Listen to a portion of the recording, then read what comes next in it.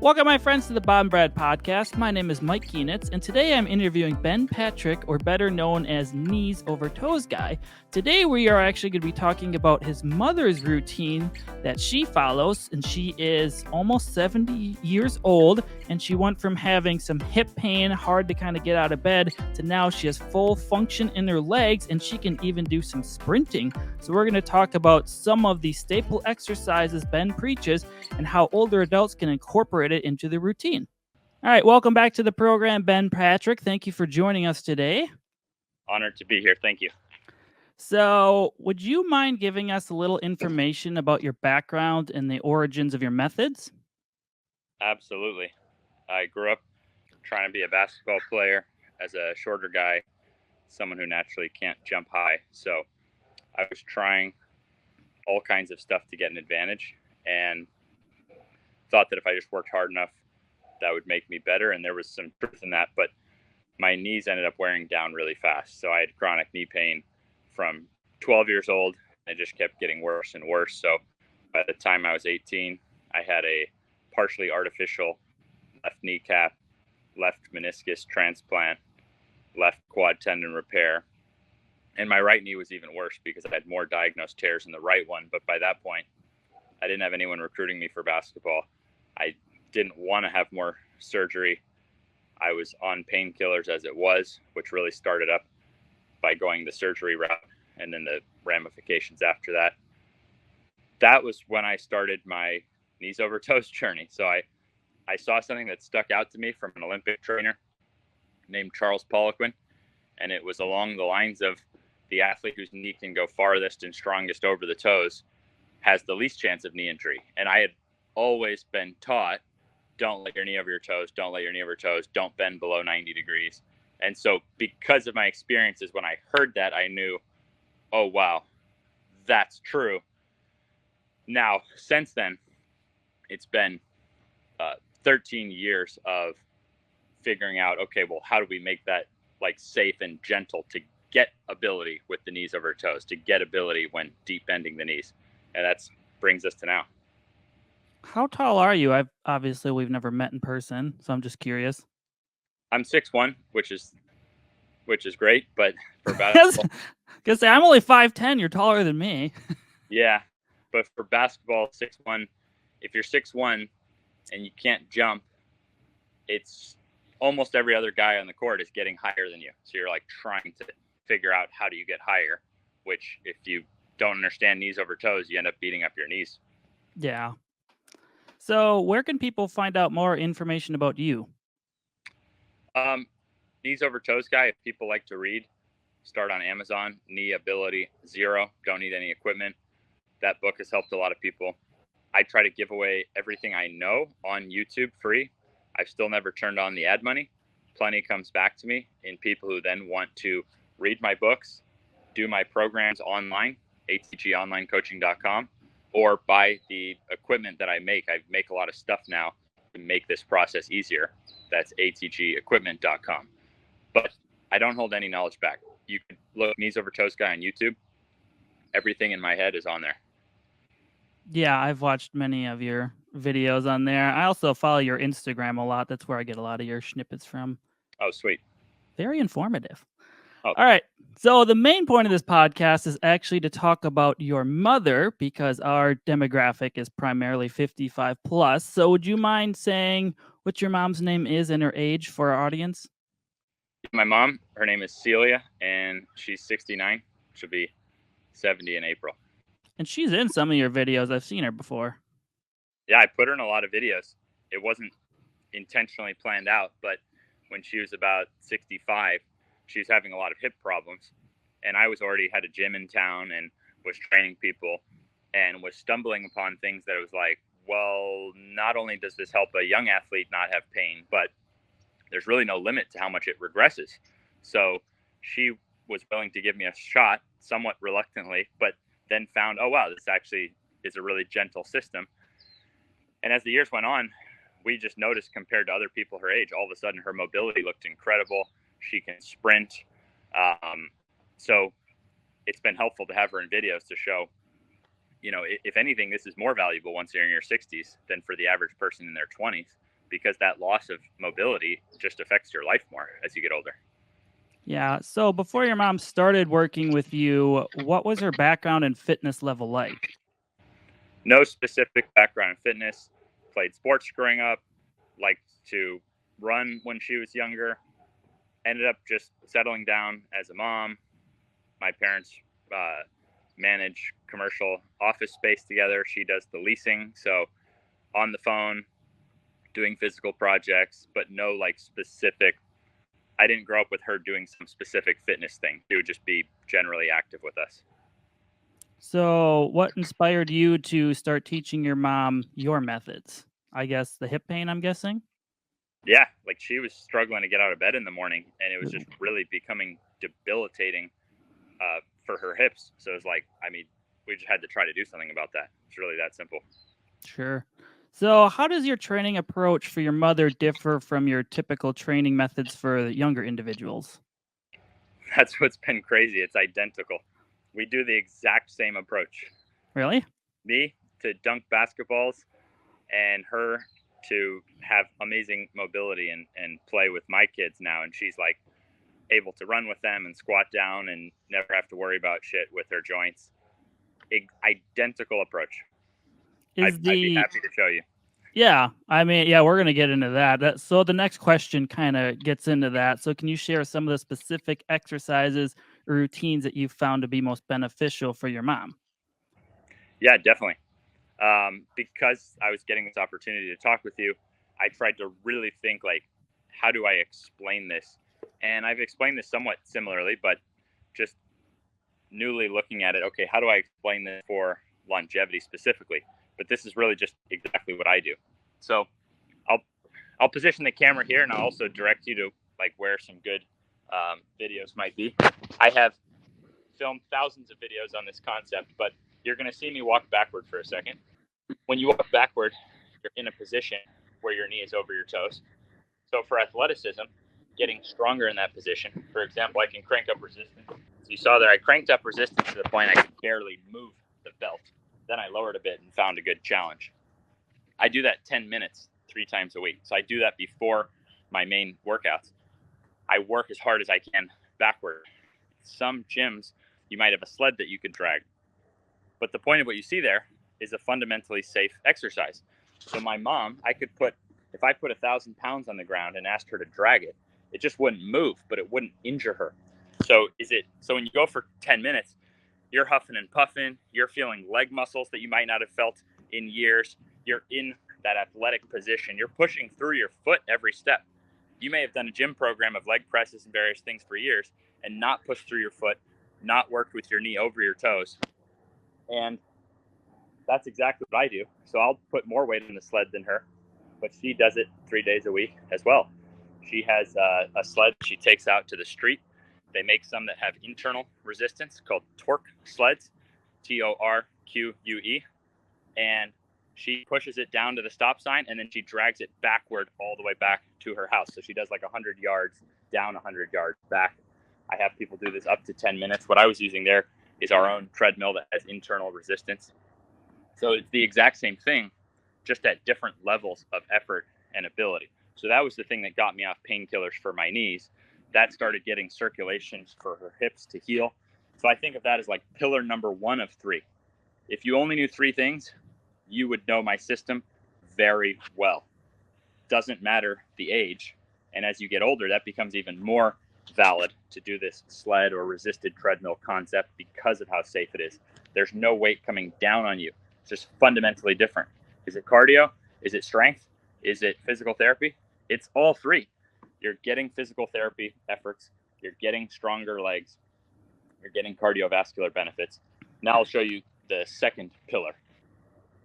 So I just showed an example of a level of strength and flexibility that I wouldn't just jump anyone into, flat ground, full range of motion. And then I showed scaling that back, elevating my front foot, holding on to something. You could use a doorway. It's like a fully deep squat on the front leg while fully stretching back the other leg. So is that strength training?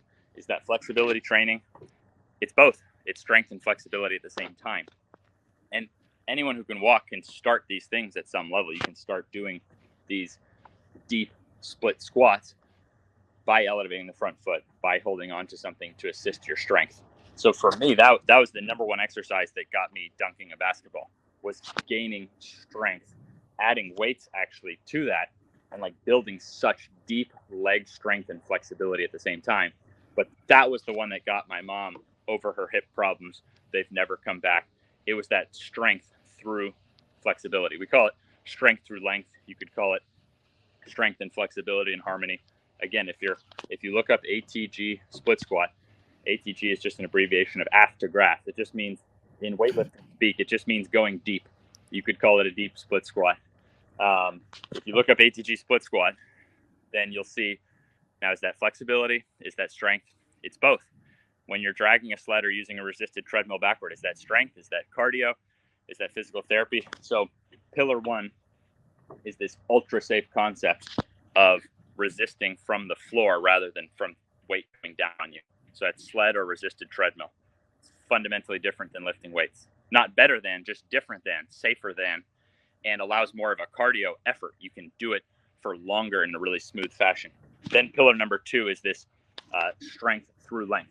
You're specifically doing your strength training, but through stretched positions. Those two were really enough for my mom.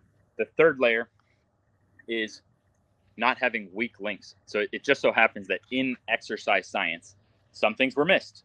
You had different cultures that created what we now see as exercise science, largely influenced by bodybuilding, very largely influenced by powerlifting. Like if you want to see studies on bench, squat, deadlift, thousands of studies.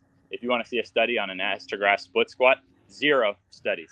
If you want to see studies on strengthening that front shin muscle called the tibialis, which I'll go, let's see. All you need for that is a wall. I'll place my phone next to something. So that I couldn't find any studies when I realized I probably had a weak muscle here. You try 25 of those tibialis raises, like a reverse calf raise, and most people will notice, oh, wow, they haven't trained that muscle before. But when you are trying to play sports or stop running, that's like the first muscle that's under load before it even gets to your knee. So you're on your toes running, and when you go to break, boom, your heel hits. So if you're like going downhill or trying to stop in sport, boom, your heel hits. The weight shifts from the thighs and the calves to the front of the shin. So that muscle starts under your knee. It wraps around to the inside of your foot. So for foot pains and knee pains, that's like your first line of defense. So there's just like a crash course in what I do for people. I get them resisting with a sled or resisted treadmill for a good amount of time. Like we get them getting strength and cardio in a knees over toes position safely. Then we start getting stronger through stretch positions. And then for good measure, we make sure that there's no weak links. Sometimes different muscles between the shoulder blades. Most people from sitting so much, the middle of the back, they can't like extend back very well. There's a variety of commonly weak or tight links just based on what it's like to be a modern human and how exercise culture built up. So those are the three things that if someone wanted to exercise for longevity, like those are the things I focus on with my mom. But the weird thing about it is that's exactly how I train. Those are the exact things that allow me to feel so much lighter when I go run and jump and be able to play basketball without my knees hurting. I just shifted. I was a very hard worker before. I simply shifted how I exercise, and I can't really think of anything that falls outside of those three pillars in what I do. And that's just how I exercise now and how she exercises.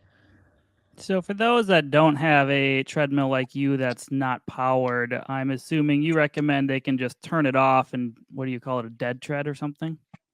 Yeah, a lot of people have found that if you go into, I've done this at least 100 times, and at least 90% of the time, if you go into your local gym and you don't turn the treadmill on, so you see your treadmill, you don't turn it on, you walk up to it, you put your butt against it, maybe put a towel because they're not built for this, so it might not be comfortable, the handles. And then you see, does the belt have some resistance to it? And so then you see if you can spin the belt backward with some resistance. And I use about 5 minutes minimum, 10 minutes maximum. But in that 5-10 minute range, a lot of people have gotten over chronic knee pains just from doing that, just from using their treadmill at the gym. Now, the owner of the gym might say, they might have a problem with you doing that. Sometimes they don't like you using the treadmill. They might think it'll damage the treadmill. I haven't seen damages come from it. I'm also pro-human over machine. So if you make your body more fortified, but the machine breaks down, I'm willing to live. I can still sleep at night. But also bear in mind that the treadmills at the gym with the electricity to do the work for you on average cost $3,600. So I make a $600 treadmill. I wish I could make it even cheaper, but it is what it is. You can get more results out of a resisted treadmill that doesn't have the electricity than you can from a treadmill that costs 6 times more and does more work for you. So even just walking backward would be a good place to start. If someone was listening to this and even walking is tough, sometimes though just straight up walking backward has got people to where then things are balanced out enough that forward walking no longer is a problem for them. And even lower than that, sometimes people who can't walk at all have done this in the pool. So they go to the pool and they walk backward like against the side of the pool so they can balance. And I've had people come up to me and it was usually someone who was studying this themselves and helped like a parent or a grandparent to be able to walk again just off backward, and eventually they could walk again. Yeah, I've never thought about the actually doing it in the pool because then you get weighted resistance. It's a good idea. That's the very lowest would be in a pool, then on land, then adding resistance. Yeah, I know Bob has someone that lives around where he does, and we live, there's bluffs everywhere. And he says there's this person, he's like, I thought it was really weird years ago. They're just walking around backwards all the time.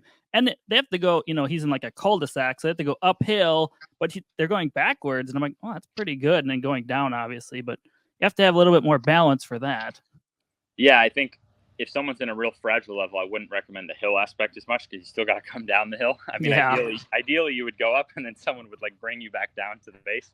But I would still rather do that than nothing. And you would make sure you have a safe footing. You'd make sure you're in a safe area.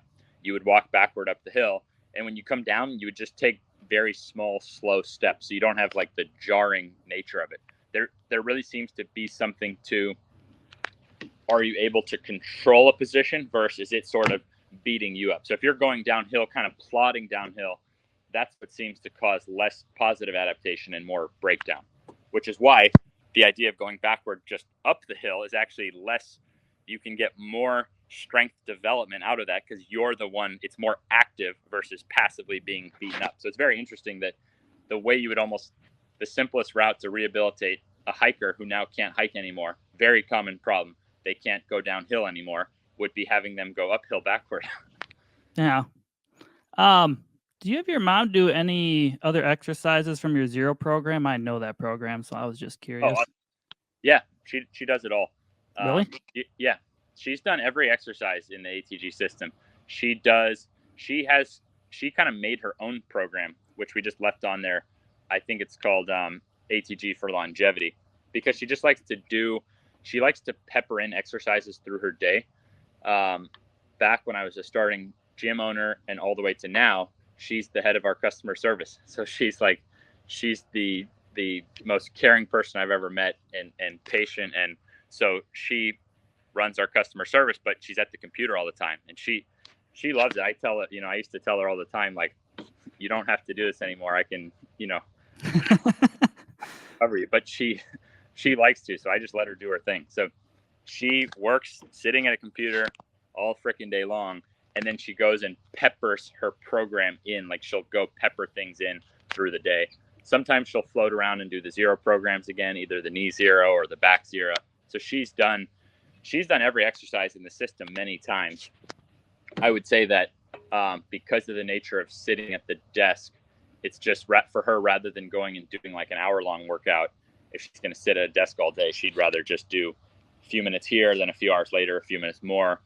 When I call her to chat or something, she'll go out and she'll put the phone on her sled and she'll like from start to finish of our conversation, she'll go do her sled down to the stop sign and back. So that's just how she trains. Yeah, I've done that program before, and there's some exercises I was fine at, and what was it, the elephant walks, you call it? Yeah. I'm so bad at those. It's a good, safe way to start loosening up the posterior of the body. Yeah, I have a tight posterior chain, unfortunately. But yeah, no, I remember reaching out years ago when you did the podcast with Bob, and your mom responded, and I'm so used to getting people's assistance, and she's just like, "Yeah, this is Ben's mom. He says he really likes Bob and Brad," and she just sent this really like caring note, and it always like stood out in my mind. That's So awesome. I love that. I'll show you for your own benefit though. What seems to really loosen things up, I think a part of it is sports backgrounds and like modern shoe backgrounds, whether it's dress shoes for work or just your regular Nikes that we all grew up in. They have these big heel cushions, and so I feel like almost everyone's calf muscles are at least an inch too tight from what they would be if we just were naturally walking around on grass or mud or dirt. And so when the posterior of the body stays tight, I like to use something like this, thinking gradually, but like this kind of a concept. yeah, I get halfway down. Yeah. And then for you, stronger people tend to actually need to add a little bit of resistance to it. So I'm not saying to add an extreme amount of resistance, but like if you had to bend down and pick something up, the back is very capable of handling some light loads in like a rounded, stretched position. In fact, I feel less in observing so many clients, I feel less safe for clients' backs when the posterior is stiffer, because then when they do get into a tricky situation, I find that the stiffer posterior chains, people are more likely to these just like random tweaks. It'll be like, yeah, I tweaked my back like doing weed whacking or something like random and like throw out the back. But I think it starts in the calves. If the calves are tight, then you think like your hamstrings are tight, but you start to really open up those calves. So I would have you would actually stretch out your calves on a slant board really good before even getting into your hamstring stretching. And once you get into your hamstring stretching, then you would actually do gentle progressive overload of holding dumbbells. That would then stretch out more in like the upper back and lower back. And now you'd kind of be fully stretching from your all the way from your calves all the way up to your neck itself. So a Jefferson curl, but a Jefferson curl in moderation and on a slant board. So a slant board Jefferson curl, you quite literally will feel the stretch from your neck all the way down to your calves. And then you look like someone who's stronger. So I would have you gradually add some loads to that, like even up to a quarter of your weight. So like for a 200-pound man, 25 pounds per hand over time is usually going to be enough to open up the posterior chain. But if you never tell your body, hey, I need a little strength through these ranges, it tends to just stiffen right back up. Yeah, my ankles are my biggest problem. I actually finally had a different PT mobilize one of them because I had an old ankle sprain that really limited my range of motion on it. So Oh this yeah, all makes sense. yeah. So I would have you using a tibialis bar, loading your ankles, like loading the front of your ankles. Then you would use that and the slant board. So you'd be mobilizing both sides. We can continue the combo, but I'll set that up so someone can see what that looks like, and someone can look up like tibialis bar, and you'll see exactly what I'm talking about. Yeah, it's another way to exercise your tibialis anterior besides the wall Yeah, ankle I'll just lift you did earlier. that one will be easier. Just search TIB tib bar. It's just an abbreviation, but that allows you.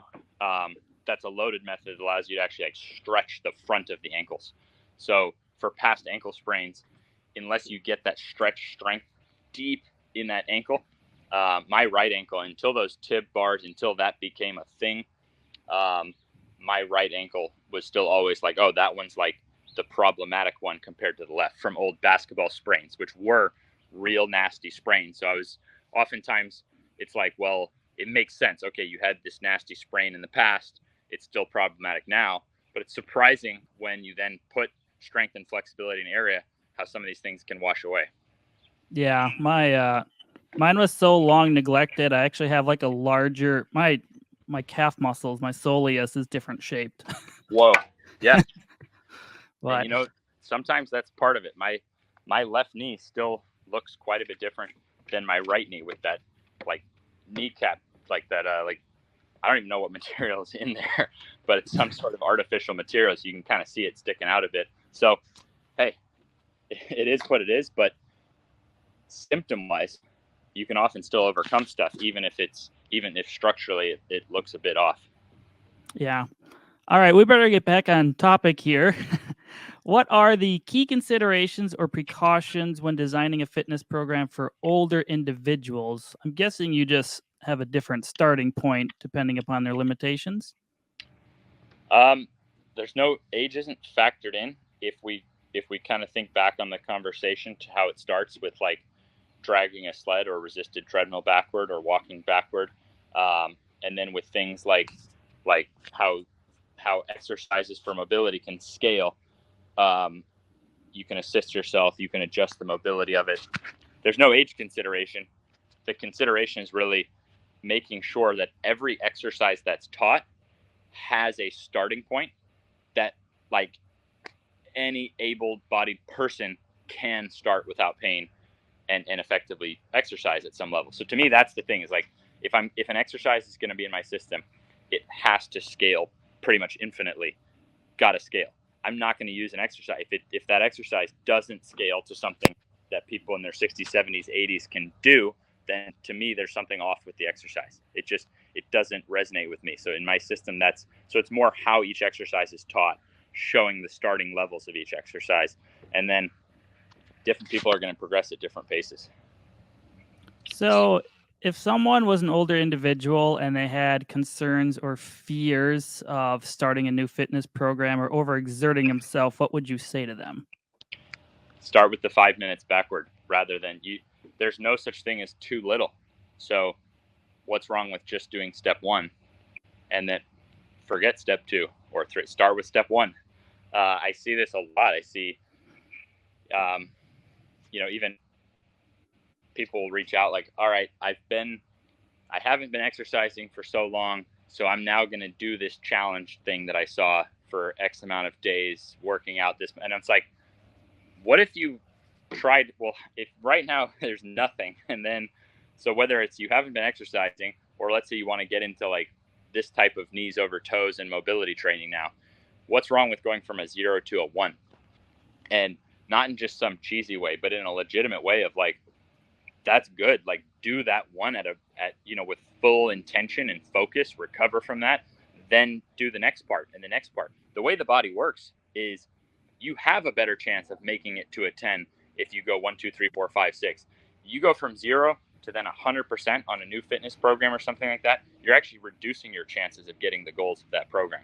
So that's what I would say is that it's not like there's pressure on how much you do. Start with the lowest level of it. See how much gains you can get just out of that level. Then add the next one. Maybe you could get weeks or months of gains just off the first step. Then you could add the second step and so on. It doesn't mean that people don't just jump in and have a good time with it, because they still do scale. But the point is, I don't think of fitness as a 12-week program. I think of it as like the rest of your life. Like you're trying to sharpen your exercise toolbox for the rest of your life. Yeah, I'm getting off topic again, but my girlfriend's in her early 30s and she's had 2 knee surgeries. And I remember I showed her, she had patella dislocation a Yep. couple times over the years, so they had to realign it 2 different times. Yep. But yeah, I remember I showed her your exercises and I said he had knee surgeries, and she just still shakes her head at me. Unfortunately. Backward walking, that's the place to start, man. It's fundamentally safe. And if your gym has a sled, backward sled. Some of my biggest fans now hated my guts and thought I was full of shit at first. So it's something to experience doing it correctly. And there's no, like, I would have probably seen my stuff and back when I was struggling, and I might have totally resisted it at first. So I don't judge what people think about it. I try to take extensive time to show the regressions. I'll often even start videos when I could get a more explosive reaction by showing what I can do. But from the moment it hits on the screen, it's showing the lowest level of things.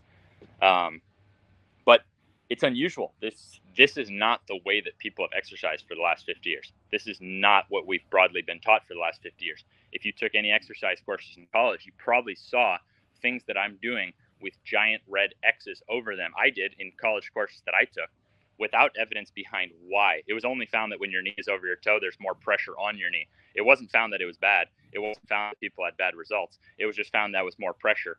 boom, depending on how you interpret that data, you can either now avoid a whole field or you can learn a whole field. So it just so happens it took some guy like me who had already hit rock bottom to see what happens if you go try to absolutely master that field. So it's shocking how little that subject has been looked into over the last 50 years and actually how common sense it is. So yeah, that first reaction for someone who has had a lot of pain in that area, it might be a tough reaction, but I see it all the time. And I work through this with people who at first thought there's no frickin' way that hurts to look at, or, this looks like it's full of shit.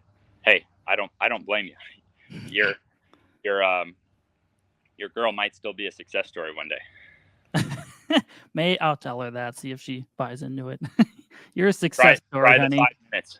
5 minutes. Yeah, I think I could get her to do that. It was more of like, you're dropping to your knees in a second and bending backwards stretch one. She was just like shaking her head at me. That's not in the program. That's an ability achieved because of the program. Yeah. That's the reason I can do all those things is because I never worked through pain. I never worked through risky things. I only do actually insanely safe progressions. So I don't get the breakdown. I just get the building. Sure. So, are there any particular success stories or milestones that your mother has achieved throughout her training? I think a big moment for her was just being able to run and deep squat and just be in any position with my kids. She's not a self-centered person. Like she could probably care less about her personal metrics, but I could just see in her that was it. Like that was priceless. So there was no, like, it really made her feel good about the exercise she was doing, and it's just become a part of her life because now she's like, she wants to be able to keep up with her grandkids. She wants to be able to keep doing that. So I think for her, that's the metric. I think being able to keep up with the grandkids and be active and able with them. I don't remember any like specific workout metric that she was particularly like. She's just not a self-centered person who's gonna be like, hey, I just did this, but I could see it in her face with the grandkids. And I know from talking with her, like that's her primary, like she's got to stay really mobile for them. I know we talked a little before we recorded, but you said your mother still sprints? Is that right? Yeah. Because she really liked running when she was younger. And I don't know how it came about, but I think she was just like, she felt good and she was just like seeing what her body could do. And we were rolling the camera and it was like, that was a pretty impressive sprint. And so now when she does her sledding, she'll often like then finish with a sprint. And of course, if the grandkids are around and running around, like my 3-year-old can get a good little trot going, and she just takes off right running with them. But she likes to test herself and actually open up to a full sprint. I don't think that would be something that would be safe to tell the average person to do. But when you're training your strength through flexibility, that something like sprinting becomes a more enjoyable activity. And I think if done in moderation, then there's certain things where it's just fundamentally safe, like walking backward compared to sprinting. But if you never ever sprint, is that safer than sprinting every once in a while? I'd say if you are sensible with your body and do a sprint and work that into your routine every so often, probably safer than not sprinting at all. I don't know, but that's more food for thought. I don't have sprinting like in the program. Yeah, I remember seeing that once in a video. You talked about her sprinting yet. Yeah, she regularly sprints. So, how does nutrition play a role in your mom's journey? Did she change any of her diet strategies? I know you personally have, but I didn't know if she did or not. I've really tried all kinds of diets over the years, and at least 80% of the whole time I've been like rebuilding my knees. So, what you would consider having success with my knees, it's been actually like 14 years now that I've been working on this stuff. At least 80% of the time is just protein, vegetables, fruit, and like that's pretty much it. And so her and my dad sort of gradually would see changes that I was making. It started with like my dad cutting out Coke and having Diet Coke, and then eventually being like, all right, I'll stop having the Diet Coke all the time. And they they still enjoy themselves. It's not like they can't have and enjoy those things once in a while. But our general foods are protein, vegetables, fruit, and they've both got better like muscle tone, less fat, just from doing that now. For them, it's probably been like close to a decade now of majorly eating like that. I haven't seen. I've tried times where I just ate like fast food or ate like regular diets. With the joints, it seems like if you're even getting some sensible amount of real food, you're going to have enough raw material in there to build. But when it comes for the average person, like if you're not just like a natural freak athlete, natural shredded muscles, it does seem like that style of eating tends to work well for keeping excess body fat off and having good muscle tone. So how much that plays into the joints, I'm not too sure exactly, but it would make sense that more real food is going to work better. I'm assuming you probably noticed less inflammation in your knees when you started switching from less processed foods to more whole foods. Yeah, it's hard to say because I had tried eating more this way back when my problems were really bad, but this was back before I was trying to do any of this knee ability training, when I was still avoiding the knees. And it so didn't work for my knees that I was actually like really bummed about it and thought, man, this is bullshit. Like I had to cut out eating like so healthy and then it still doesn't work. So I think there's going to be a scale of how well it works for people. I do think when it comes to the joints, I do think exercise is like the senior quality, meaning if someone is limiting and avoiding their knees, I don't think it matters how good you eat. I think that would be then, I think that how good you eat is then going to enhance the results of what you're doing with your body. So I kind of asked this question earlier, but I'm wording it a little different. What advice would you give to other older individuals who are looking to start a fitness journey? Yeah, I think the number one step of exercise is backward. I think that's the first step of exercise. For anyone, any age, if you're going to start exercising, backward is the first step. So at the lowest, 5 minutes, 3 times a week, walk backward. That would be my starting advice, in addition to whatever else you want to add to it. But that, to me, would be the opening step. Sure. That sounds like good advice. Is there anything I forgot to ask you that you would like to mention? No, I just, by reaching out to me last week, it gave me time to think about it. And I really think that if someone is understanding this concept of adding resistance from the ground, from the floor by dragging a sled or using a treadmill that has resistance, so you're pushing that way, by understanding that that's this really safe level where you can get circulation to rehabilitate, you can get stronger, you can get some cardiovascular benefits, versus let's say someone just goes for a run or goes through a squat workout. Those things might be fantastic, but they also might break someone down. It's a different way that the force is bearing down on you. So that gives you this really foundational level that you could always do at just about any level. So particularly as someone gets older, that can be a breakthrough versus like, oh man, I went for a run and now my Achilles hurts. Oh man, I tried to do a squat workout and now my hip hurts or my knee hurts or something like that. So thinking of it in that layering of resist from the ground up sled or resisted treadmill. And then what happens when you now are getting stronger through stretch positions. I think that's such a powerful way to exercise and do strength training, particularly as we age, because as we age, you're not only losing strength, but you're losing flexibility at the same time. Boom. Now with one exercise and like different styles of these exercises, you're improving both at the same time. And last but not least, did exercise science miss out on any things? Maybe you've been exercising for decades and skipping certain areas without even realizing it because the equipment didn't exist for it. It wasn't taught. It wasn't in the textbooks. And if you put in those three, things just tend to go pretty well. I think it simplifies down exercise. Boom. Get strong, flexible, cardio, no weak links. It seems you got a good system on your hands. Yeah, I should. My father is going to be 70 this month, and he is very active. He could still jog. Nice. Him and he kayaks. He likes being outside skiing. He's, Awesome. I remember a few years ago, I went to the Boundary Waters, and we had such a heavy food pack that he actually carried the canoe by himself over his head. And he's a little guy. Like Wow. He's like 5'8" and like 150 pounds. But wow. I have noticed he's getting more tight and rigid now. So I'm trying to. I think I should have him start doing some backwards walking. Sounds like it. Yeah, backward walking and start studying the lowest levels of some of these strength through length type movements.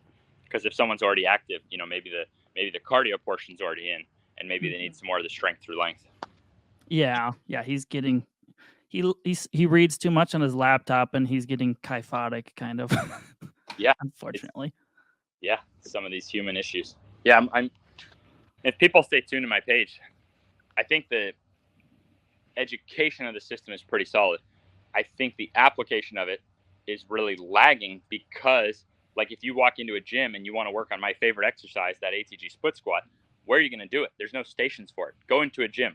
There's endless multi-$1,000 machines to rigidly pump up muscles, which is fine. I'm not saying there's nothing against that, but where are the stations to get stronger through length? Where are the stations to mobilize? They don't exist. It's not part of the fitness culture. Where are the backward treadmills? So you have, even if you have a willingness to do it at this point in time, you're going to have to have quite a bit of guts and perseverance to apply this stuff because your average gym isn't set up for it. No, luckily my gym is, because I think some of our people that go there started your program years ago. Oh, sweet. And our gym owner always takes in like recommendations. They spend money each year on investments, and they say, "What do you guys want?" And there's a list, and we don't have a lot. We have a couple slant boards. We got the wedges as well, like the rubber wedges. Cool. I wish we'd get a tib bar, but we don't have that. Yeah. Well, think about this. Your gym probably has a seated calf machine, right? Yeah. No, it has that. Yeah. Right, but it doesn't have a seated tib machine. It should. No. It's the same function on the other side.